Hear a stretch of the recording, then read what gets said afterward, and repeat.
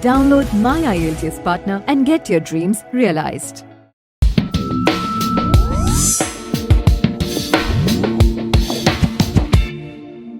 Now, let's look more into the different types and parts of the test. Starting with listening. The IELTS listening test is the same for academic and general modules. The candidates will be given 30 minutes to complete the task with an additional 10 minutes to transfer their answers to an answer sheet. The candidates will listen to 4 different recordings and they need to answer 40 questions. The recordings will only be played once and will consist of a variety of voices and native speaker accents. This module consists of 4 sections with 10 questions each.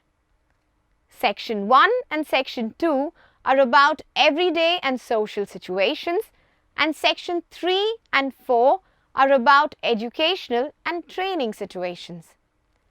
Each section starts with a small introduction about the situation and the speakers. Then, the candidates will be given some time to read through the questions. There is a small break after each section, allowing the candidates to go through the questions beforehand. Usually, this is the format followed. Section 1, conversation between 2 speakers, usually about an everyday situation. Section 2, one person speaking about a social situation or subject. Section 3, conversation between 2 speakers about an academic situation. Section 4, one person speaking about an academic subject. A variety of question types are used in the listening test. Question types that you will usually see are multiple choice, form completion, notes, diagram or flow chart completion, summary completion, sentence completion, and short answer questions. Some of the tips that can help you ace this task are: read the instructions and the questions carefully before you start listening to the recordings. As the recordings will be played only once, be attentive while listening and try to grasp the information correctly. Remember, you will have to read, write and listen at the same time. The questions will be in the order of the information being shared in the recording. So, focus on answering the questions as the recording plays. Easily pick up the information asked in the question. Try to get an idea of the content. Who are the speakers? Where are they? What are they speaking about? Save time by keeping your answers short. Don't unnecessarily elaborate your answers, as usually the answers expected are in 1 or 2 words.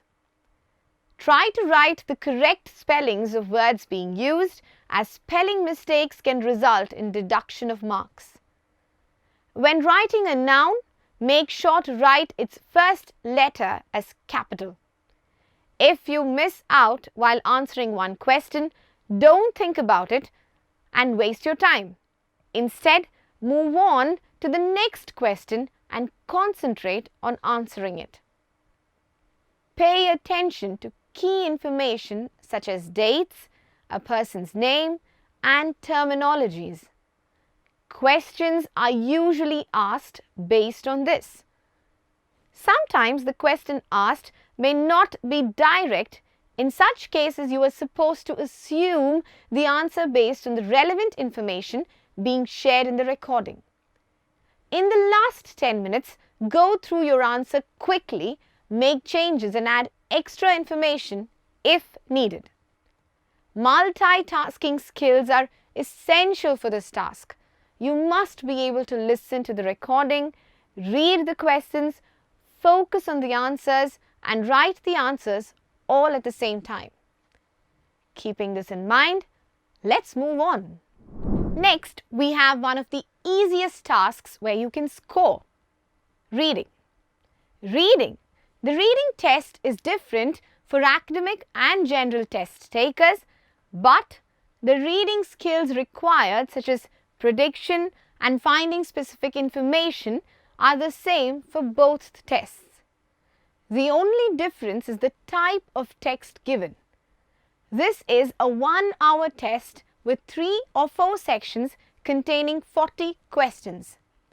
Each section contains a long text, so the length of the reading test will be somewhere about 2000 to 2750 words. Candidates are given a question paper and an answer sheet. All the answers must be written into the answer sheet before the end of the hour. There is no extra time for this task, unlike the listening test. Again, candidates should keep in mind to use the right spelling of words while writing down the answers in this task. There are a variety of question types that can be expected in this task, such as multiple choice, short answer questions, identifying information in the text, classification, identifying the writer's views, opinions, ideas, labeling diagrams, completing notes, summary, diagram and flowchart, matching information, headings, features in the text, and sentence endings. For the academic reading test, texts are usually obtained from magazines, books, newspapers, and journals and are authentic. You can expect passage topics to be of general academic interest and are appropriate to candidates entering undergraduate or postgraduate courses.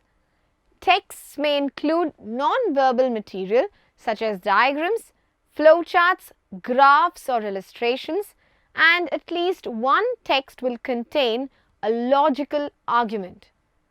If a technical term is used in the passage, then the candidate would not be expected to know, then a simple glossary will be provided. In the case of general reading tests, texts are taken from advertisements, books, magazines, official documents, leaflets, timetables, booklets, notices, company handbooks, etc., and are authentic as well.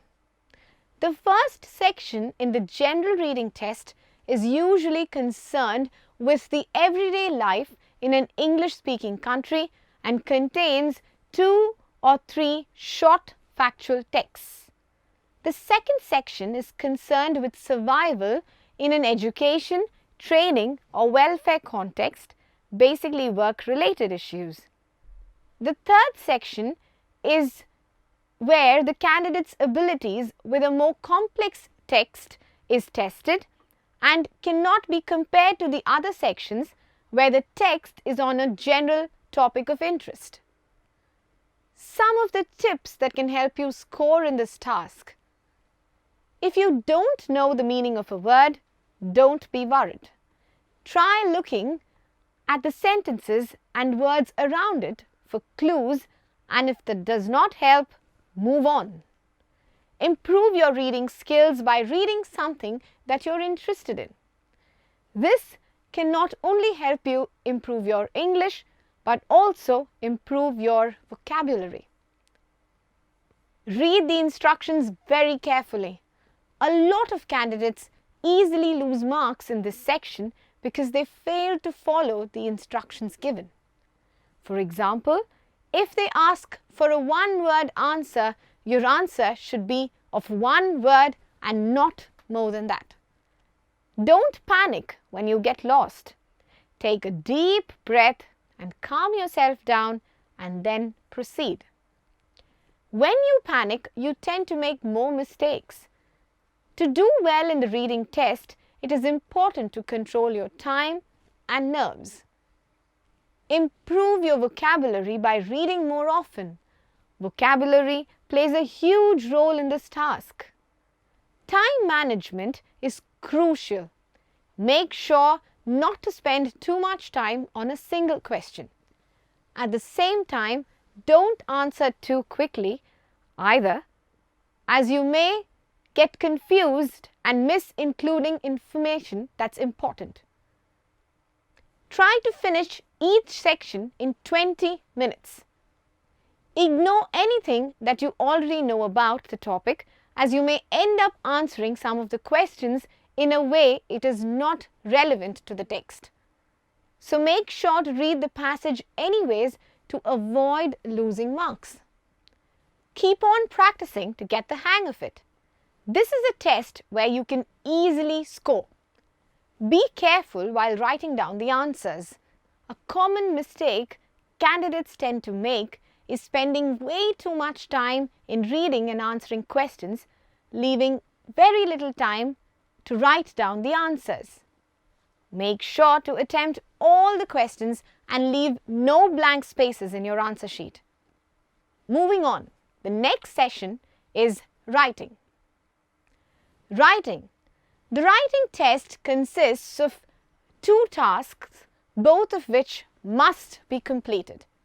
In task 1, the candidates are supposed to write at least 150 words in 20 minutes, and in task 2, they're supposed to write about 250 words in 40 minutes, making it a 1-hour test. Your answers must be written in full sentences and must relate to the topic to avoid losing marks. Do not use notes or bullet points while answering. If candidates fail to meet the word limit, they will lose their marks. The same cannot be said if they exceed the word limit, as they will not lose marks, they will lose time. Having said this, it is good to practice caution and to stick to a range between 180 words to 200 words for task 1 and 280 words to 300 words for task 2. The writing test is different for academic and general training modules. For the academic module, the writing task 1 requires the candidate to write at least 150 words in response to a graph, process, chart or map. You are supposed to report the main features in the factual information provided in pictorial forms. It could be a line graph, a bar graph, a pie chart, a table, or a picture describing a process, and could be a combination of these. You might be asked to describe and explain data, describe the stages of a process, how something works, or describe an object or an event in your own words. In task 2, candidates are supposed to write an essay in response to a point of view, an argument or a problem based or on a general academic topic. The candidate will be assessed on their ability to respond by giving and justifying an opinion, discussing the opinion, summarizing the details, outlining the problems, identifying solutions and supporting them when they write their reasons, arguments and providing relevant examples.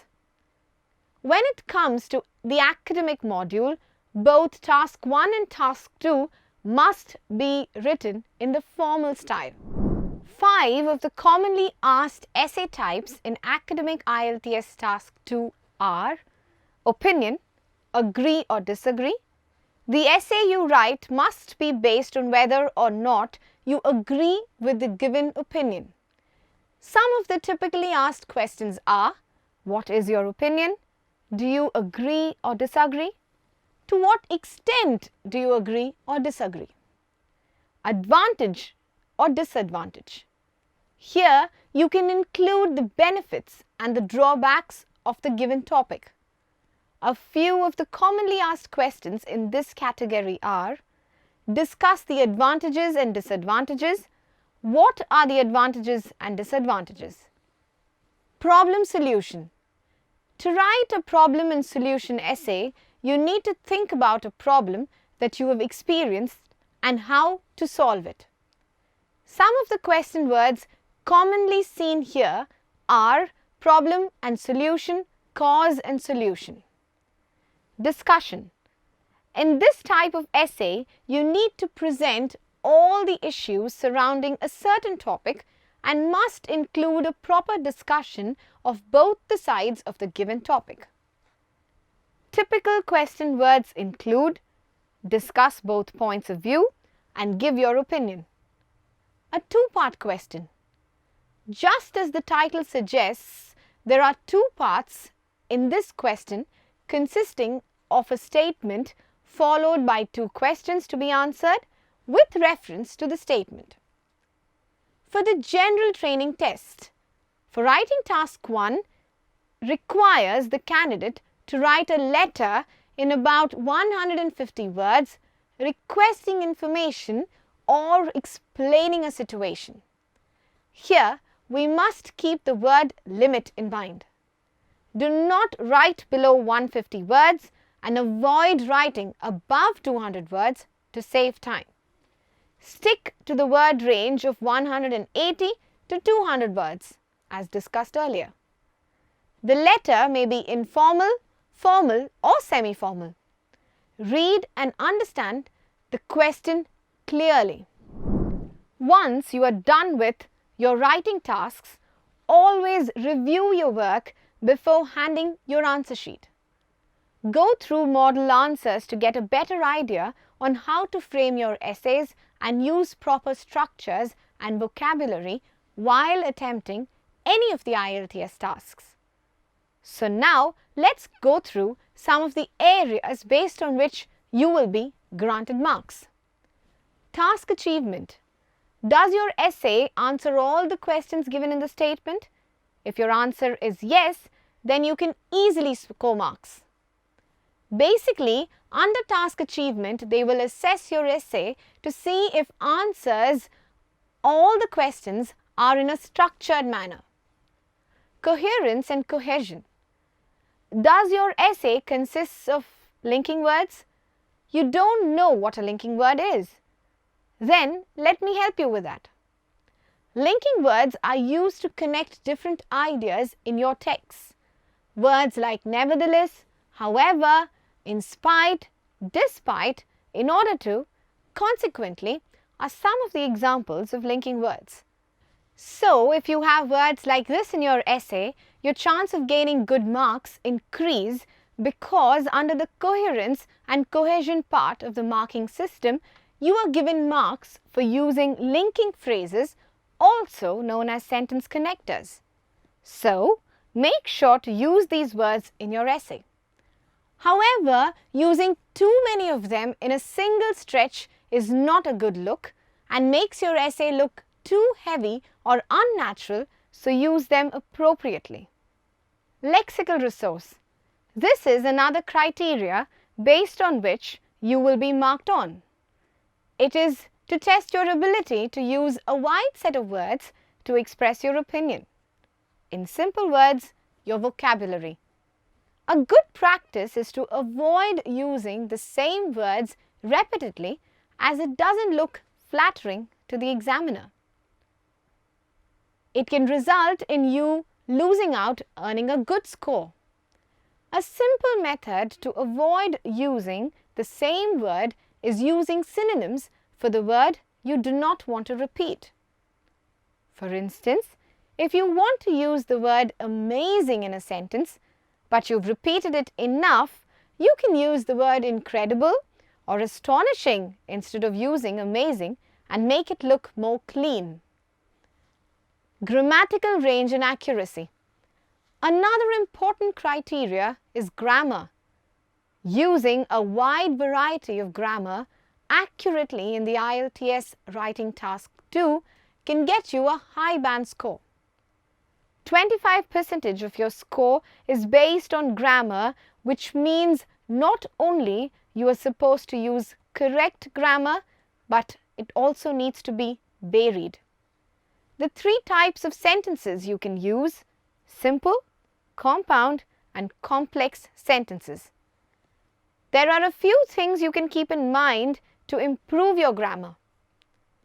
starting the sentence with a subordinating conjunction, using relative clauses, using subordinate conjunctions, starting the sentence with a prepositional phrase. The next session is about speaking. The IELTS speaking test is common for both academic and general test modules. The speaking test is around 13 to 14 minutes long. The speaking test is usually done in the form of a one-on-one interview with an examiner. The main point here is to speak freely without any hesitation, as it is not a formal test. Just speak naturally rather than memorizing answers to certain topics. The speaking test is divided into 3 sections and is designed to test your pronunciation, grammar and vocabulary. Section 1. The speaking test begins with Session 1, which is usually about some general introductory questions followed by some questions on personal information. The examiner might ask you about your family, work, hobbies, interests, reasons for taking the test, as well as general topics like the internet, shopping, food, etc. This session usually lasts for about 3 to 4 minutes. Session 2. In this session, you will be given a task card or a cue card containing a topic along with a few guiding questions on it. You are supposed to talk about it for about 1 to 2 minutes. You will be given a minute to prepare and you will be provided with some paper and pencil to note down points. This session ends with the examiner asking you 1 or 2 questions to finish off the session. This session lasts for about 3 to 4 minutes. Session 3. This session consists of discussions. Unlike the previous session, here the examiner and the candidate will engage in a discussion. The discussion is generally on questions related to topics that they've already spoken about in Section 2. It would consist of 2 sets of 4 to 5 questions. These questions will be more demanding and would expect the candidate to do some critical analysis. This session lasts for about 4 to 5 minutes. The key to get a good score in Session 3 is to expand your answer with detail and an example and make sure to stay on the topic. This part of the test requires a lot of practice to reach a good band level. Some of the tips that could help you with your speaking test are: it is good to practice a little every day to improve your skills rather than speaking in your native language all week except during your IELTS classes. The IELTS speaking test is conducted to assess your conversation skills. Therefore, if you didn't understand a word, it is fine to ask the examiner what it meant, or you could ask them to repeat the question. But don't ask them to explain the whole sentence, as it leaves a bad impression and showcases a lack of preparation from your side. Try to do a 24-hour English warm-up, as it helps you perform well on your test day. Read, write, listen and speak in English for 24 hours before your IELTS speaking exam, and watch. It makes a huge difference to your score. It is okay to make mistakes when you speak, especially when you're nervous. But here is a trick to leave a lasting impression on the examiner. When you make a mistake while talking to the examiner during the test, say sorry and repeat the sentence correctly. This can show that you really do not know your grammar and vocabulary. While answering questions in your IELTS speaking test, do not give one-word answers such as yes, no, okay. These are not satisfactory answers and you will fail to show the examiner how good your English is. So always avoid and include more explanations and examples to extend your answers. So, these are the 4 parts of the IELTS exam. With this, we have come to the end of this session. Now, it is time for me to bid adieu. I hope the session was helpful. Until next time, I wish you all the very best for your IELTS preparation with My IELTS Partner.